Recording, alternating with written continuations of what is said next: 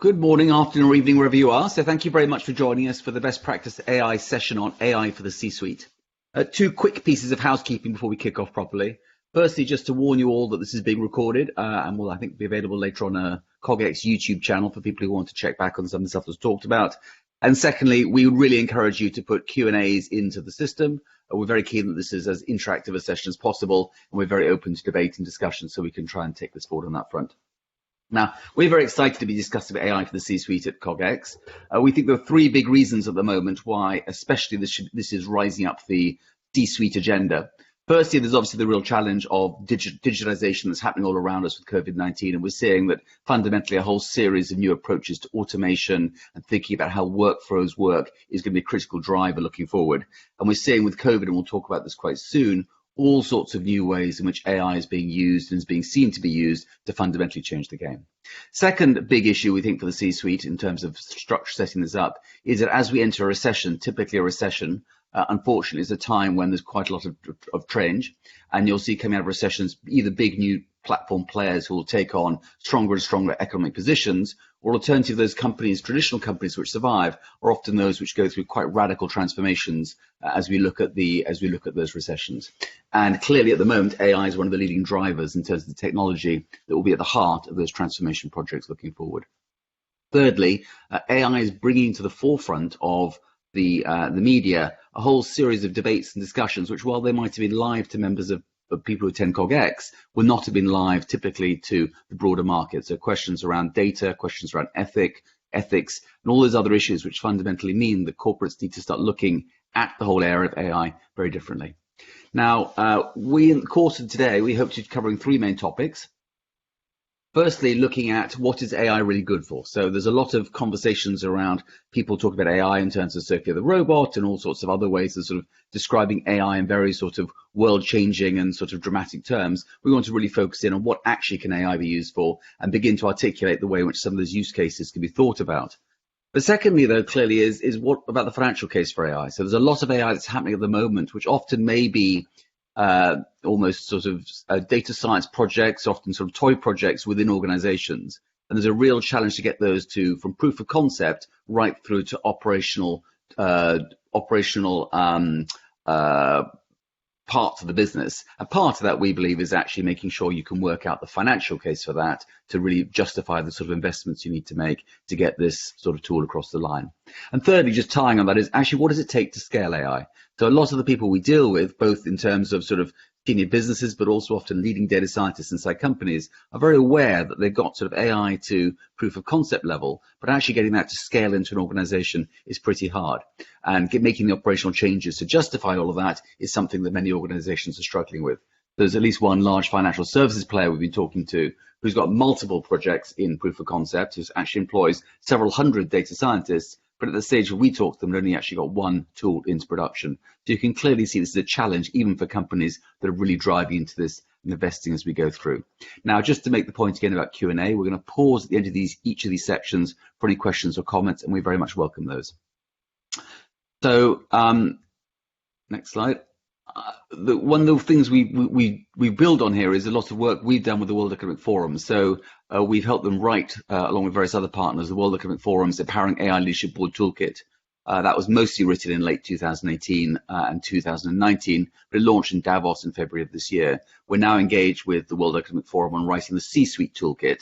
So obviously part of what we're doing here is trying to make sure that the work we do sort of goes to the next level. Now, the board level is very focused on oversight and asking the right questions of management. The C-suite level is obviously far more focused on action and actually delivering things, and that will be a slightly different shift in terms of this presentation. My name's Tim Gordon. I'm a partner at Best Practice AI. I have 20 years of digital transformation experience, and that's what we build on with this area. And yes, good afternoon, good morning, good evening. My name is Simon Greenman. I'm also a partner at Best Practice AI. I have 20 years of international digital experience, and I sit on the World Economic Forum's Global AI Council. I actually have a degree in AI from many years ago and heavily involved in the innovation startup scene in the UK. So we're going to start off here talking a little bit about framing AI and how we frame AI to the executives. And one of the challenges with AI is the narrative, the media narrative, likes to focus on this myth of general intelligence, as Tim calls it, shiny silver robot men, or in this personification here, Sophia the robot, and somehow these characters are going to have more intelligence than us and risk our existential future. That captures our imagination, not surprisingly. It creates a lot of fear, lots of worry. But the reality of AI is actually somewhat more mundane. What we tend to see is AI out there is much more about narrow use cases, so solving particular high-value problems in organizations. And the reason we put cucumbers here is it illustrates an example from Japan, where a family farm has a production line sorting cucumbers into 7 different categories. And taking some off-the-shelf technology they did from Google called open source, they were able to categorize teach the AI to learn the 7 different categories, sizes, shapes of the cucumbers, and then put that into production. So a very high value use case, but in a very narrow specific. And what we're going to see about AI is it's really a general purpose technology that enables hundreds of thousands of different use cases across functions. Now, the reason AI has sort of taken off in its latest incarnation, and it's not something new, is really that machine learning now is able to identify high dimensional patterns in large data sets to make predictions. So a simple example here is if you show the machine pictures of an aeroplane, pictures of an automobile, you tell it this is a plane, this is a bird, this is a cat, it is able to figure out the patterns to be able to differentiate between those objects. And it can do it in many, many more dimensions than we as humans can cognitively sort of process. So this has been the big shift, is really machine learning, deep neural networks, and supervised learning. And this is really the shift makes it from a world in which classical programming used to be you show the computer the data, give it the rules, and it spit out the answers. Now the promise of machine learning is you give it the data, which in this case is the pictures of the cars or the birds, tell it which is which, the answers, and it figures out the rules. And that's really the big shift that's been gone on the past 5 years. So, but at the same time, it's really important to understand that deep learning is brittle and it lacks human level robustness. For example, if you show it lots of pictures of an American school bus from the front, it will recognize it when you show it that picture later with 100%. But if you rotate it, that school bus in the image, it suddenly gets confused. Garbage truck now it thinks it is, or rubbish truck. It can keep on rotating its punch bag, keep on rotating it, and it thinks it's a snowplow. It has no concept that we have as humans of objects, of constancy, of causation, and the like. And we see that play through in an example with Tesla. Fantastic, amazing technology in place here. But even this shows examples of brittleness, where it's actually driving and it thinks the puddle here with the reflection is actually a solid object. So it's very important when you're thinking about putting in AI into your systems, that you think through whether or not it can actually meet all of your requirements in the real world. And what we've really seen as the breakthrough of AI recently is it lets computers interact directly with the real world. It can see, it can hear, it can read, it can analyze, all things that we associate with humans. And so imagine what you could do with 1 million interns that could read all of the documents in your organization. Or imagine what you could do if you could increase productivity by 100 times. And so we really describe AI as offering scaled observation on the world. Some people might call that surveillance. So this is looking at AI's use in the real world has really been personified in the current COVID-19 crisis. It was helped analyze millions of social media to look through the noise, all the noise, to find signals and identify in late December 2019 that there were a lot of people posting about this new coronavirus. It's also been used extensively for helping to diagnose and predict symptoms and severity of COVID-19. It's also helping to triage. It's also helping in therapeutics. You're seeing pharmaceutical companies using AI to screen drug libraries to help identify potential compounds. And then it's also being used for operational activities, seeing cleaning robots in hospitals, delivering of food, and the like. So AI really starts to come alive in these narrow use cases that really center around pattern recognition, statistics, and like. But we're also seeing that it's increasingly being used for surveillance in the context of COVID-19. First picture on the top left here is thermal screening in stations and airports. It's being able to, the AI is watching, identifying a person, looking at the temperature, and suggesting that you have a fever. Similarly, with drones flying around, they're able to identify people at distance with fever and also understand where people are and how far apart they are.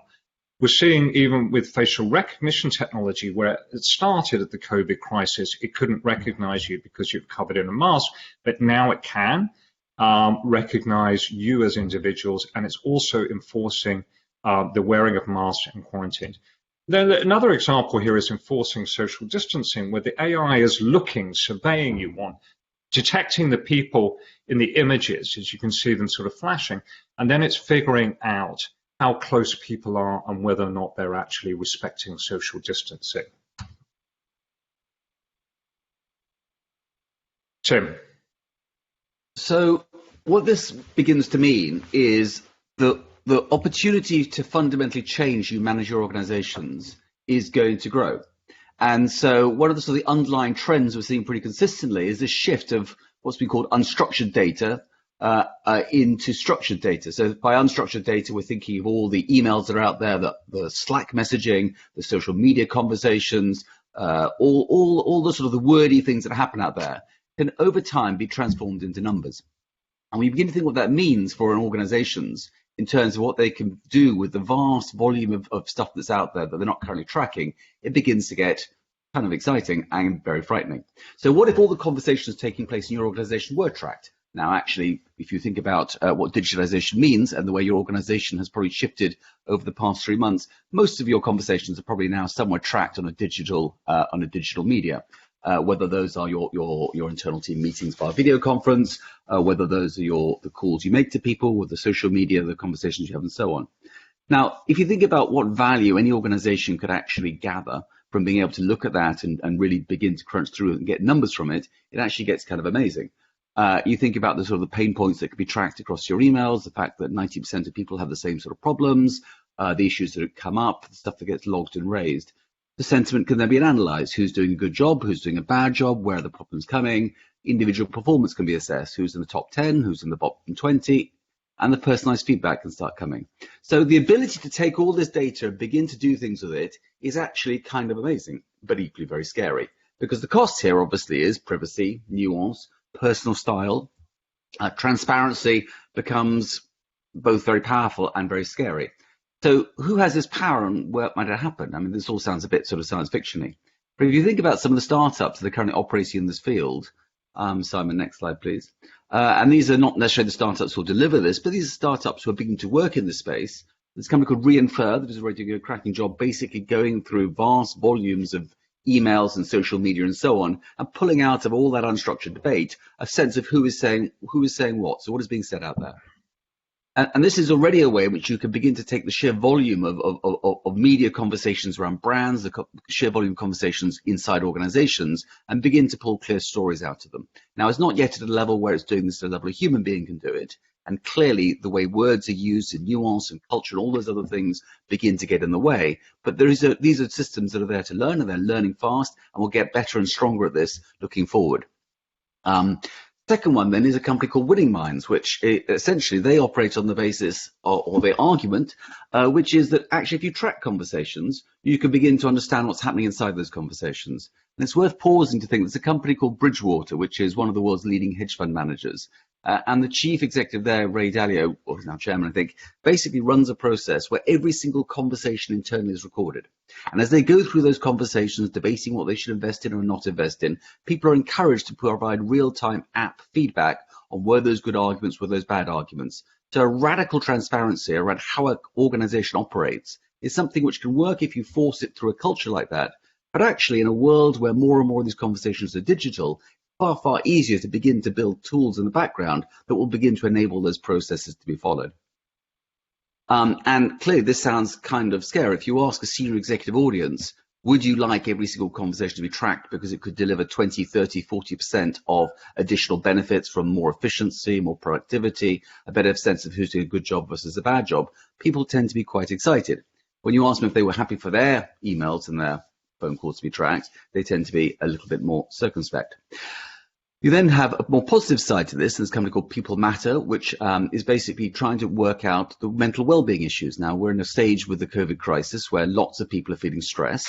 That's happening across the piece in terms of workforces everywhere, and actually trying to find ways in which you can begin to track that and understand where people are stressed, where people are doing well, where people may need support and extra help is a very positive side to this. And you can see that. So PwC, I think today announced that they're delivering AI stress bracelets to their teams. They've got 1,000 people who've volunteered, and 2,000 people volunteered, 1,000 people have got these AI stress bracelets. So increasingly people are excited about the opportunities that come out of this sort of technology. Now, the key is to take a step back and go, well, what is it that really this means for C-level executives? It means they've potentially got absolutely massive power, but to be in a place where that power is used appropriately, you could either end up in a sort of situation like with Amazon, where people are complaining about being managed by algorithms that end up leading to them losing their jobs and massively increasing stress, or it becomes a tool to actually have very transparent and very liberated conversations inside organizations using data. And that can mean things like unconscious bias can be overcome. It can mean that all sorts of positive things can happen, but equally we know that can lead to far darker places. And so I think it's going to come down to something we'll talk about later, which is the sheer importance for C-suite executives to understand that trust in them is going to be the single most valuable thing they can build if they want to prosper in this AI age. If people trust them with these things, people trust them with the data, they can liberate and do amazing things. But if they don't trust them, they're potentially at real risk. Now I'm going to pause here and just wait to see if there are any questions on this first phase. But I think one thing it is worth people thinking about is accessing the www.bestpractice.ai library. We put together what we believe is the world's largest AI use case and case study library. So we've got over 700 use cases across pretty much all industries and functions. We've got about 1,200 case studies in there from 60 different geographies. And what we've tried to do all those case studies is articulate them in a way that a CFO or chief financial officer would actually find useful. So we're not just talking about the technology in there. What we're really trying to focus on is, for those use cases, what is the business metric? What is the financial dynamic? What is the impact on the organization that can be tracked and shared to really try and bring it to life in that sense? So do feel free to go to bestpractice.ai. We ask you to register, but it's free to access the content. Yeah, we're good on questions, but likewise, encourage everyone to put Q&A here, and we're going to get to a lot of tactical stuff, so I imagine there will be lots more questions coming down the road. The next section, Tim. So just in terms of thinking about the financial impact of AI, one of the interesting things we consistently see is these huge numbers are touted for its potential ability to shift society. So there's a number that may be slightly out of date now, but I think late last year, Gartner Research predicted that AI-derived business value will reach 3.9 trillion by 2022. And McKinsey and BCG and so on have put out similarly optimistic outcomes and sort of big numbers around what AI impact will have on the economy and on companies. Now, the challenge in this is that we're still seeing companies often struggle to make the ROI work for often quite simple AI use cases. And so they will find that it's often hard to justify the sheer cost of talent, of processing power, of cleaning up data and so on to get to a place where you may be able to have some impact on your organization. Now, part of this is because actually getting the ROI right on a project is a bit like an iceberg. So the proof of concept level, which involves data scientists and so on, is actually just the tip of the iceberg. The real cost is going to be actually the underlying shifts you need to do in your organization in terms of the data processing and the data structuring and the underlying data architecture and platforms to be in a place where you can really make AI sing to the heart of the business. So if we begin to think about AI in terms of its impact on the business, we can see that actually competitive advantage in AI is as much about being ready to do AI as actually doing AI. So one way to think about this is AI is a better pump, and in some ways it's a more efficient pump. It's the pump that doesn't go to sleep. It can make processing decisions on data and make changes to data at a pace and a scale and a tirelessness that can often is well ahead of anyone else. But the underlying problem is you need the plumbing to be set up in such a way that the pump can work well. Because if the flow of data into the pump isn't working well, it's not going to have a huge impact. So thinking about Google, Google is possibly the world's leading AI company. They spend an absolute fortune on acquiring and actually staffing DeepMind now, and they've got huge volumes of resources globally. And the reason why AI is so powerful for Google is that they are already a massive data company. So they have huge flows of data, which they will have always used algorithms on, but increasingly they're using AI to eke the next 5%, 10% improvements out of those core data flows. And if you can get a 10% improvement on Google's advertising return, that is a pretty massive number. If you're a financial services organization trying to get credit scoring into your organization or something, it's kind of harder to make the ROI work out, at least in the short term. So when you think about who's triumphing and who the sort of the challenges are for established companies as we go through the sort of the coming transformation, it is worth just remembering there's a whole series of these data native platform companies that essentially have digital plumbing at their core, and they're now exploiting AI to take that to the next level. And we spend a lot of time sort of talking about the traditional US corporations, the FANGs or the GAFANGs, if we want to describe them, which use AI to drive themselves to the next level. Increasingly, we're also seeing the emerging Chinese competitors. And we suspect that actually over the next sort of decade, it is going to be Chinese competitors that increasingly will emerge just to challenge established players across the world. So one example is Alipay, which was a sort of offshoot of Alibaba and the Chinese corporate trading, and effectively what that started off as being a escrow account system, but was built around the consumers and built around the customer. And because they've got that data, they've effectively begun to mold the AI around that, the data around that, and use the AI to really make sure they can do that at massive scale. So it is now one of the largest financial service players in the world with about 10,000 staff, whereas someone like Bank of America would have well north of 100,000 staff and probably isn't worth quite as much as they are. So it's that ability to take data and use that as a platform, which AI then sort of comes on top of and begin to transform things. And the reason why this really works so well is that they can build the AI flywheel economics. So executives are thinking through how they can use AI to really transform the economics of their business and position themselves for the coming challenges. Thinking through the flywheel economics in your business is a key part of these things. So if this right, you start with more data. And you then basically use the more data to give you more learning. You learn more stuff. And once you learn more stuff, then effectively you have a better product. Once you've got a better product, you've got more customers. And once you've got more customers, you've got more data. And the flywheel continues. And if you're a startup, especially, and even internal projects in big corporates, you'll find this is a way to attract more talent, more capital, because you're clearly in a place where you have a constant cycle of upside. Now, you'll see companies who focus on this, and Amazon is obviously a prime example who sort of talks almost explicitly about this flywheel. And you're competing with companies who may be more focused on profitability or cash returns and so on, and you can see how fundamentally they're putting themselves in a different place. Now, AI platform companies, and this is important when we talk to chief executives about their strategy, have able to break those trade-offs that really defined, if you like, 20th century capitalism. So in the 20th century, there was a constant trade-off between speed, scale, and scope. So when you're offering something to your customers, typically you're offering possibly scope. And scope was personalization. Scope was, think of the concierge at the top-end hotel who's able to offer people a better service, something that really is personalized for those individuals. And that's the scope proposition. You then have speed, and speed essentially is you can get the product really quickly.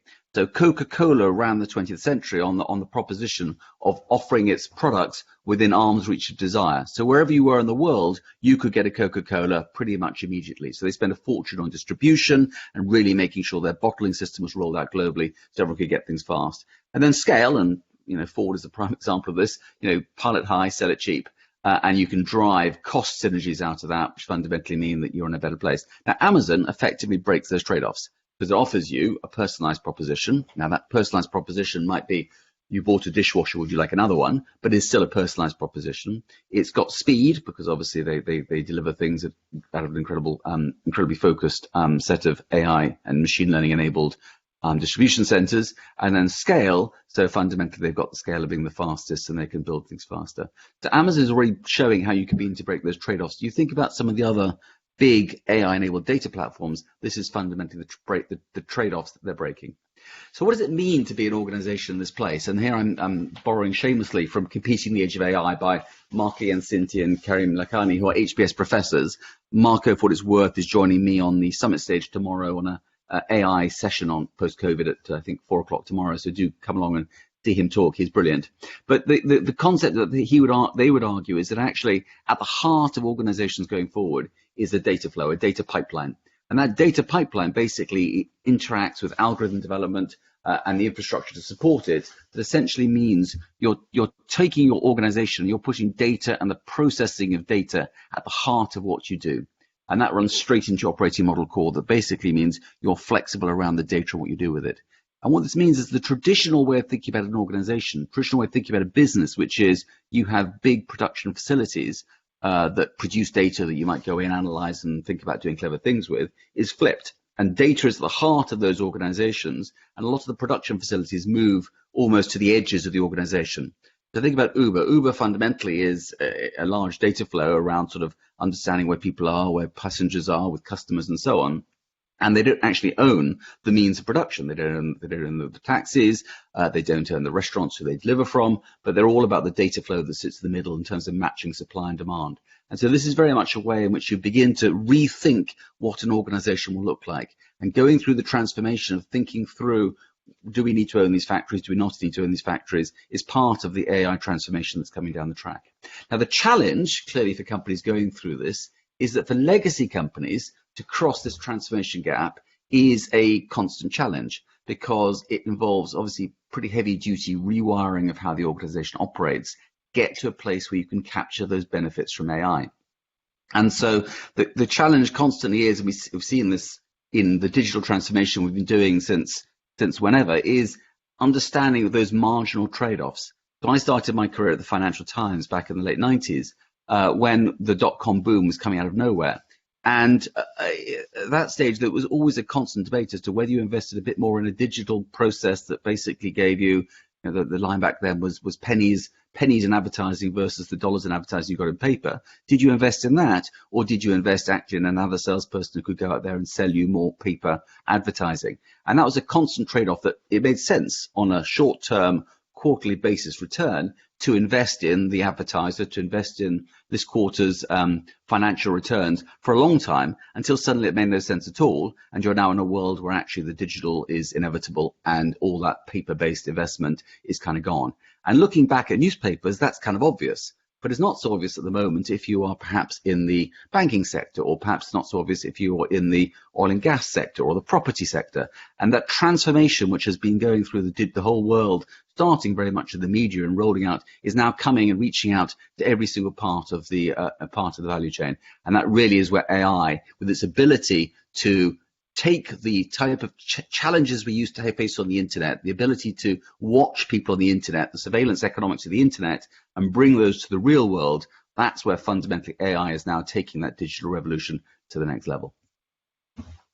So a question, Tim, actually from the audience, exactly on this point of justifying the cost. How can you justify the costly investment in AI if you're working for an SME that is struggling to finance its operations? And I guess in many respects is the SME might be in a better position because they don't have a complex legacy infrastructure where it's hard to actually inject AI. They can build their foundations with AI included. I don't know if you have an opinion on that. Yeah, I guess there are multiple ways you can invest in AI. I mean, one of the things I think most of us are probably doing already is working with companies that use AI to offer us a better service. Whether that's you're an SME who's working one of the new banking players who use AI for simple things like, for example, speeding up the process of signing on, or you might use it for your HR and some of the services you can buy, and I think that's one way of getting access to this. The second thing, to Simon's point, is that because you don't have the legacy infrastructure, this may be precisely your competitive advantage, which is if you can work out what the data is that's going to give you the ability to shift the game, this is where you can double down and really build something that is unique when you're competing with some of the established players who don't have the ability to move fast and don't have the ability to think of this. Now, we always have to be a bit careful about SMEs sort of claiming machine learning is the heart of what they do. I think there was a study by MMC Ventures a couple of years ago that suggested that I think 40% of the companies that claim to be using machine learning or AI really weren't. But I do think that companies that could build this into their proposition are also in a better place when it comes to attracting capital. And so if you're an SME who's struggling to finance your operations, finding access to capital and building a story and building a proposition around that data may just be one of the ways to take this forward. And we've worked with companies who've had precisely that conversation, which is how do we find the right data set we can apply machine learning to that gives us the ability to attract new capital and be more attractive than some of the existing players. Okay, one more question. We are getting questions coming in, and they're actually fit. A lot of the questions will fit in the next section, but please encourage everyone to ask as many questions as you like. One quick one from Lisa focused on this slide, Tim. Can you put a bit more context on the two axes here, value and size? Is that size of the organization in terms of what, and then value, what does that mean? So that's a great question. So the size fundamentally is scale. So the way I think about this is if you look at those two lines and say, for example, think of yourself as let's go back to newspapers, the print newspaper and the digital newspaper. As you're getting bigger, clearly value rises. But the point is that your investments, it takes longer to get to value on a digital investment because fundamentally you've got a large fixed cost which you're building out, and suddenly when you hit scale or you hit that tipping point on scale, it's suddenly going to be worth a whole lot more. So putting in place some of those investments, the subscription system, the underlying online platform, all those various things are ultimately far more scalable, but there are large fixed costs that it's hard to respond to. Whereas your traditional business model has got most of those fixed costs are sunk, and effectively you can add small variable costs on the side. So an additional salesperson or a bit more marketing or maybe a new supplement to your newspaper, maybe a special Saturday magazine or something. Those tend to be quite low cost ads, but they give you a relatively quick investment. So for a long time, it's important, those investments make more sense. And so the digital ones kind of important. Everyone knows it matters. They read about it in the press, but it's not urgent. Suddenly it becomes urgent when you're competing with someone who is capturing the scale and really going out there and beating you on that front. Gotcha. Okay, I think for time, we're on the half an hour here, so half an hour to go. We'll go on to the next section, which is talking about how to scale AI. And one of the fundamental confusions about AI is if you read the media, you would get a sense that every other company seems to be doing a lot more AI than you are, and that frankly, you're going to be left behind. Now, the reality of AI is there's an enormous amount of experimentation, proof of concepts going on at the moment. And it's not surprising. AI is a new enabling toolkit. It's like being able to reach into your toolbox, pull out tools, and apply it to your organization. But the real question is how do we get from all of these experimentation to making AI real? And so what we do when we work with our clients is really look across 6 factors that need to be in alignment. And this very much builds upon digital transformation, and we see AI in this as really as an extension and continuation of digital transformation.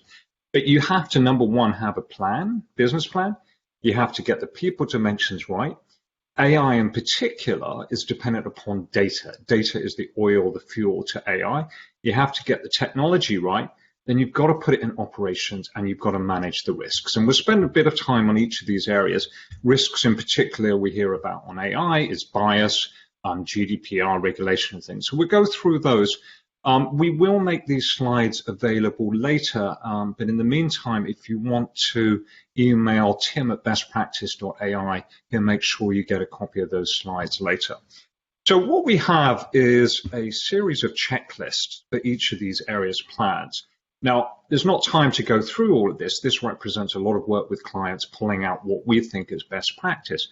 But the number one thing you've got to do with AI is ultimately put it in the context of your business. Do you have a business plan? And then do you have a project plan? And do you have a risk plan? For the AI business plan in particular, AI is a technology, but it has to be used to solve problems, real business problems. And so do you align with the goals, the strategies of the company? Do you have clear KPIs and ROI around it? And then because AI is a general purpose technology, the number of use cases you can have is really as long as a piece of string. Our library, we count 700, but you've got to focus on those higher value use cases where you can deliver an ROI relatively quickly. But overall, we actually suggest for large organizations who are approaching AI, have a portfolio project. Some very quick wins to build confidence and demonstrate value, some short-term projects, mid-term, and long-term projects. Though watch out for the moonshot projects. We'll come to those AI projects. Automation assessment, one of the big questions, and this relates to really the human factors of AI, is how do you make sure that you think about the role of humans versus machines? Should it be humans in the loop, using the AI to help them and assist them and augment them? Humans looking over it, for example, checking your chatbot actually gives the right responses to your customers, or human out of the loop that is fully automated. Another big thing we find is that organizations want to jump straight into rolling out that AI, but they're not ready for it. They don't have the underlying data, platforms, technology to get going. And we'll come to it in a bit. We see that organizations actually spend probably a good proportion of their time making sure that their data is ready. Finally, when you are actually planning for AI, it's very easy to do a proof of concept. It's shockingly easy to do a proof of concept. A very good 17-year-old who knows a bit of Python can download machine learning libraries from TensorFlow and get machine learning up and running in 2 hours. Now, getting it up and running quickly is very different than scaling it across your organization. So you have to plan for scale. And then finally, risk. And we'll spend a lot of time on that later: legal, ethical, operational, and strategic. And as you say, it's easy to get lost in pie-in-the-sky AI discussions. One very large technology organization worked with a very large hospital in North America. The Moonshot project was solve cancer, which is absolutely noble and worthy goal, but about 100 to 200 million in, it was concluded the AI wasn't going to. The next section is people, and people are fundamental to get right here. We see for organizations, and there was actually a question on this, is leadership is absolutely key. Having a champion, senior champion, reporting into senior level with senior level support is key to driving AI across the organization. We also see widely that there are turf battles that go on with AI. Should AI be in its own group? Should it be part of the chief digital officer's role? Should it be part of the IT role, or should it be somewhere else? This sets up very strong battles in a lot of organizations. So it's important to have co-creation and teams and shared responsibility like this. Obviously, a lot of the sessions at CogX are around skills and training, so we won't spend a lot of time there. But what we do think is very important is training, for example, around ethics and legal risk for data scientists and technical people. And fourth is change management in terms of making sure you're thinking through how the technology is integrated into the processes, the systems, the people, and alike, and you're getting support. AI is very scary for people, and it's not surprising given the narrative. So Andrew Ng, who is really one of the big names in AI out of California, having worked for Baidu and Google, he said the successful failure of a CEO to implement AI throughout the organization will depend on them hiring a leader to build an organization to do this. Now, what we also see, and we won't spend time on this, but for large organizations, is the center of excellence a way to drive this?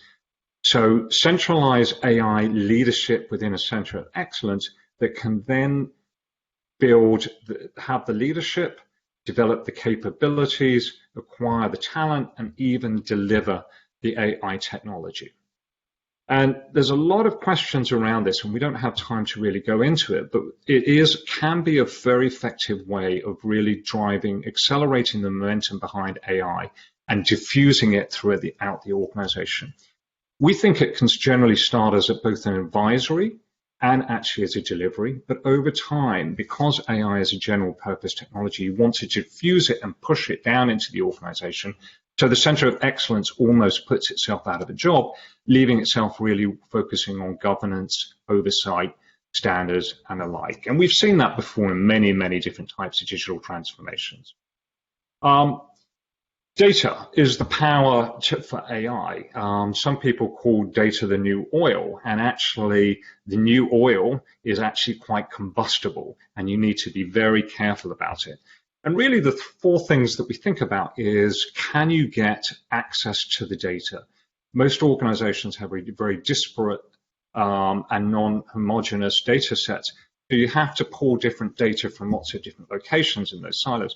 There's a lot of work making sure that you do data wrangling, pulling the data together, matching it between data sets, making sure it has the quality, it's comprehensive, consistent, and up to date. There's a lot of risks, especially in the context of things like GDPR, around data privacy and making sure you know the source of the data, making sure you can trace it.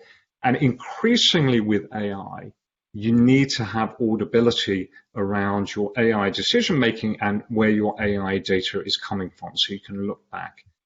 But also another key point, and we could spend an hour on this, is data is a fundamental asset. Obviously, we're seeing this much more. So going on from here, what we realize is about 80% of AI project time is spent on aggregating, cleaning data and the like. And so you need to plan for that. Finally, the IT foundations is around algorithms and models. So what we see a lot of times is AI technology can be relatively immature. So you need to make sure that when you're putting it in place that it actually works in the situations that you want, and in particular, make sure it is robust in the real world. Many examples of chatbots that work in a proof of concept, let it loose on real customers, and the experience is far, far from desirable. Then we need to make sure the IT integrates with systems, it's interoperable, scalable, and secure. AI, you might have heard about things like adversarial attacks, where the machine learning models can be fooled. And the particular example is the car driving down the street. You put something over a little dash on the stop sign, and it drives right through. It's subject to attacks. So the platform and infrastructure is important, and the algorithms and models. The number of times we have seen organizations say, okay, we've got this big data set, can you just throw a machine learning model out of it, and expecting it to go like magic to come out with insights. It's unrealistic to expect that. There's a lot of work to get models working. So finally, we won't have time to go through this, but the procurement of AI and whether or not buy versus build decision is critical here.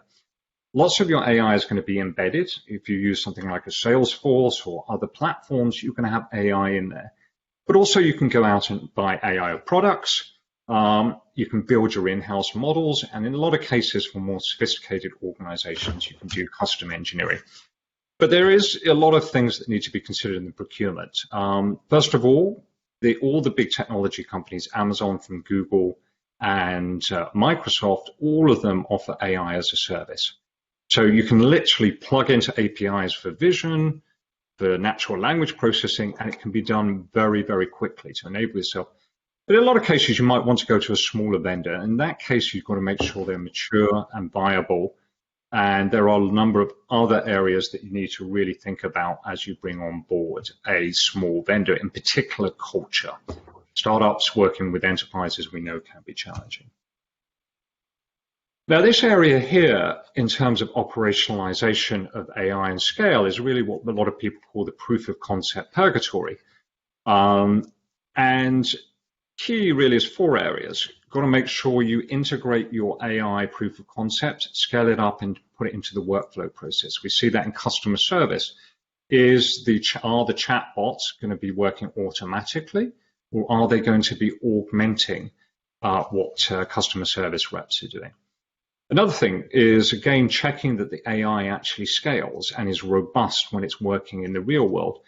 And even more than that, when you're working in the real world, that becomes a feedback loop to maintain and improve your AI. How do you make sure you bring that feedback loop in? Stakeholder communications, number 3, is key. And in particular, we did quite a bit of work on a web framework government to make sure that organizations go through a checklist of communicating to customers that now that they're working with an automated system and setting the expectations with them, nobody likes to feel like they're talking to a machine, they're being fooled into talking to a machine instead of a human. And then finally, the risks here. So as we go through the risks, there are a number of strategic, operational, and legal risks. And we'll send you these slides so you can go through them. But a good example of some of the legal and ethical risks, and we've all heard about bias and alike, can perhaps be seen in this video here.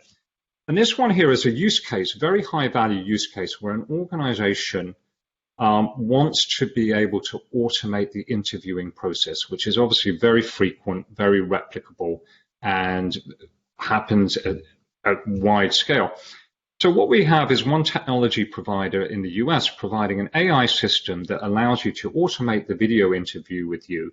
And based on you answering questions, it's going to form insights into your personality. And so what it does, which is quite interesting here, is, let me get it.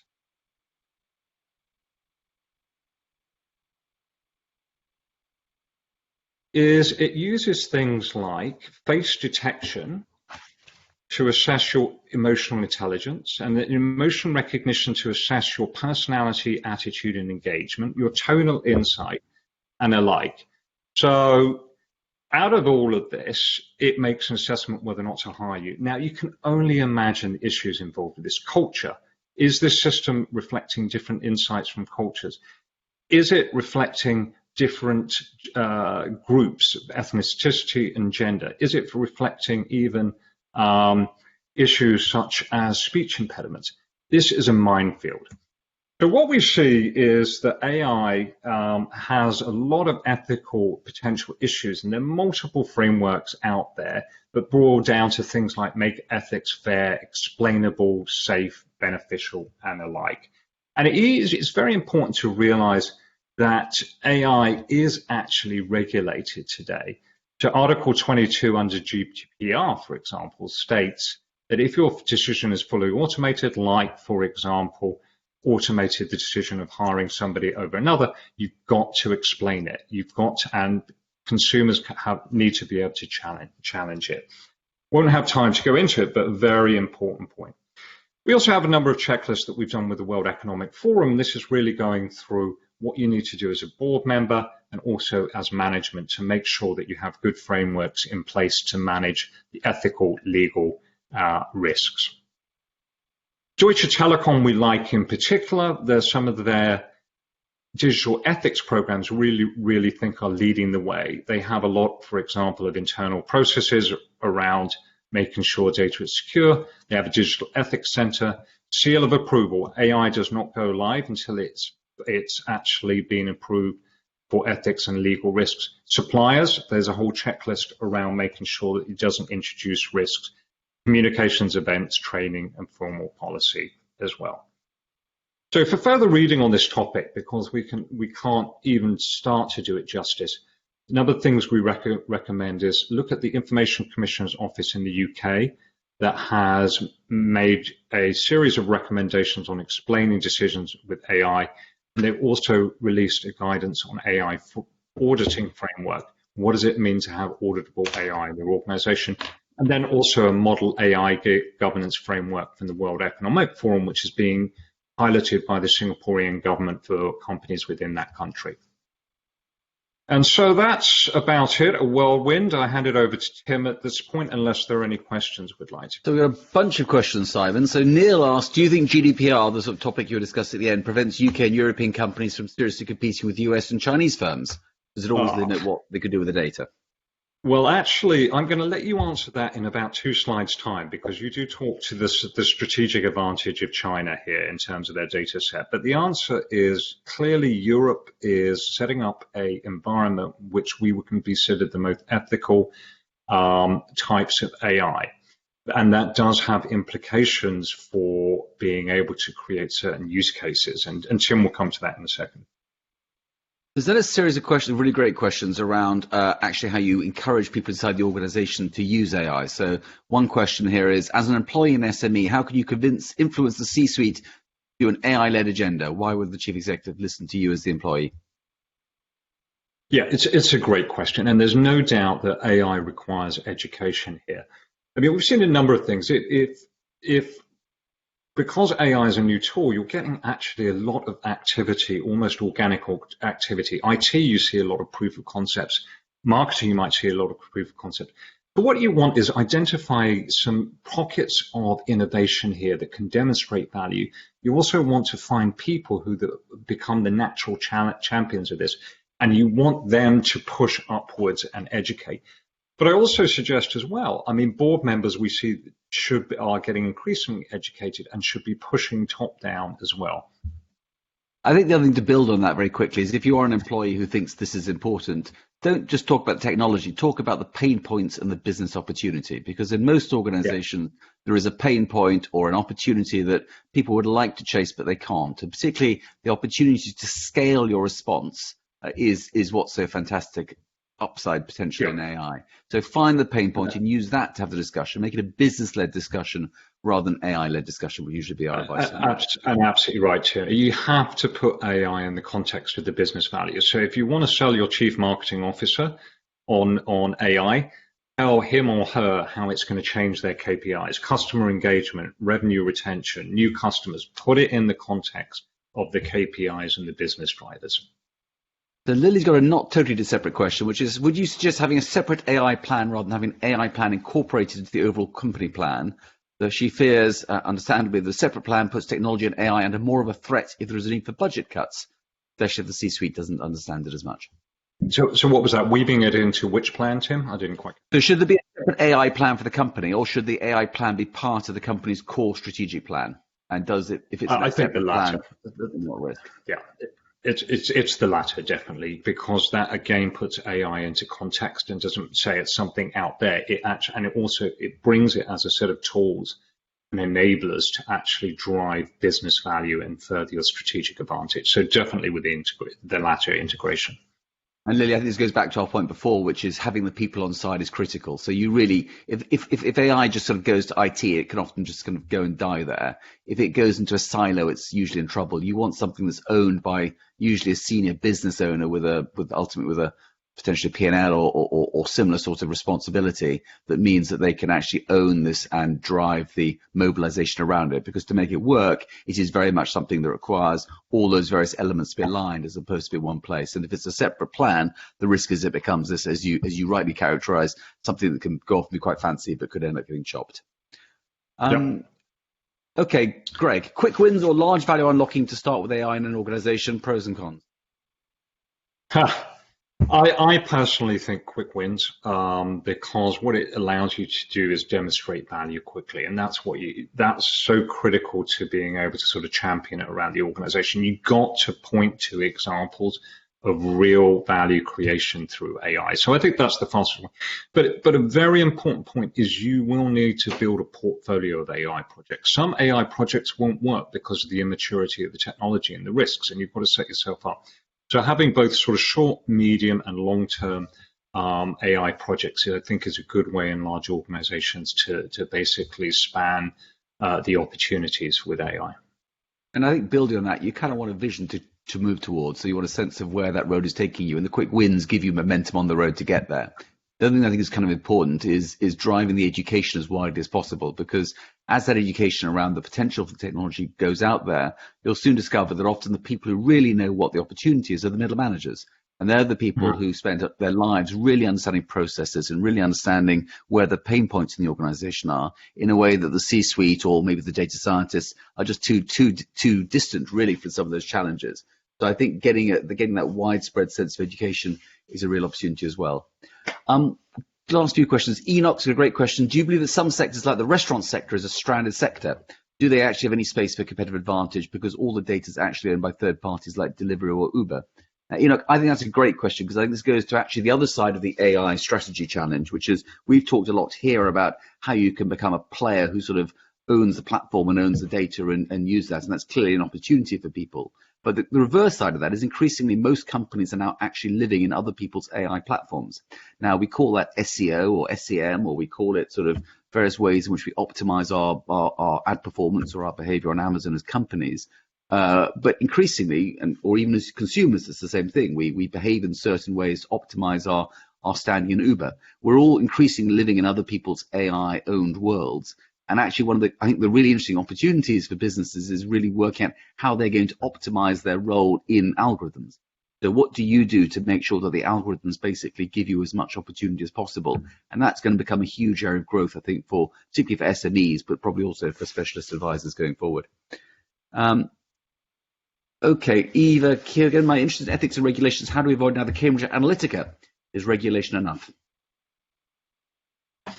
Yeah, I mean, and that's the debate at the moment. I mean, clearly regulation is coming, and it has come. We look at 2018, the European regulators introduced GDPR, which was all about control and privacy around your data. And in many respects, the European Union is saying is that your control of data and privacy is a fundamental human right. So, and companies can only use your data for a limited basis, generally for which you've had consent. So I think, regulation is here, and we see that it's actually, the Europeans have started, but Californians earlier this year just introduced the California Consumer Privacy Act, CCPA, which built on all of the ideas behind GDPR. So I think it's here to stay. And going back to the question on China and data, for Chinese companies to sell their AI to be used in Europe, they will have to similarly follow the legal, ethical, regulatory frameworks that are being put in place here to manage data privacy. Okay, final question. I'm not sure we'll be able to answer it precisely, but give some thoughts around it. From Greg, for a PLC firm, what's the minimum AI center of excellence size to start implementing AI in an organization? Yeah, and I think the most important thing about the COE is seniority and visibility and support. So it's not the size per se, but rather that the leader is a strong leader with significant senior management report. We generally like sort of chief digital officers or the AI officers at least being in the executive committee or one below that. But it depends really on the center of excellence. I mean, strong leader. There will be a lot of championing, education, and the like, so that's probably a few people there. The Center of Excellence also often have a governance role around not only risk, but also some level of governance around the choice of use cases, the technology architectures used. So you're probably looking at half a dozen plus people to really start a first effective Center of Excellence.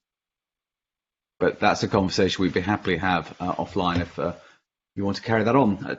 Do email us at tim@bestpractice.ai. Perhaps we could move now to the final thoughts slide. I think the thing we just want to sort of bring back to people is that we do think trust is the key currency for value creation in this new world. So being able to access data is going to become a real sense of competitive advantage. And if people trust you, whether your customers, your suppliers, your staff, and so on, you will actually find it's cheaper and therefore an economic advantage to access that data.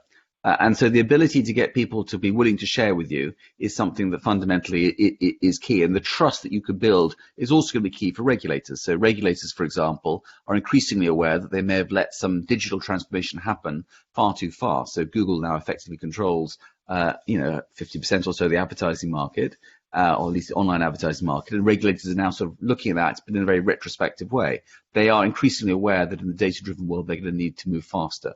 So that trust is going to cut both ways, and it's something that's kind of critical. And one thing that we always advise people to do is, particularly when you've got regulators who enable you to do it, use the data sandpit. So, for example, which the ICO is setting up and the financial services authorities in the UK have allowed, to make sure you can really capture and test things and take things forward. But people are going to be watching this stuff very closely. It's moved from being, as we said earlier, sort of esoteric conversation by academics to being the heart of the debate. So chief executives will lose their jobs because they get AI wrong sometime in the next 5 years.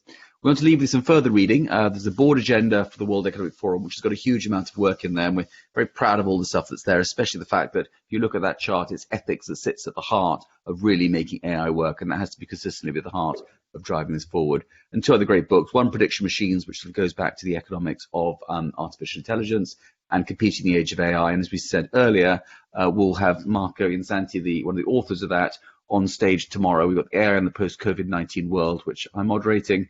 And Simon tomorrow is also talking to funding the best AI startups globally. And he's got an unbelievable high quality set of VCs who invest in AI in the States, in China, and in Europe on for that. So do please join us for those sessions tomorrow. That's on the main summit. That's on the global leadership stage, and the other is on the summit stage.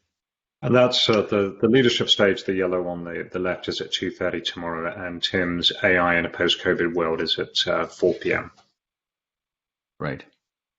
So we'll leave it there. Just to say, we've got the contact details there. If you'd like a copy of these slides, please do contact us, or anything else you want to follow up on, do get through. So enjoy the rest of the conference, and thank you very much indeed.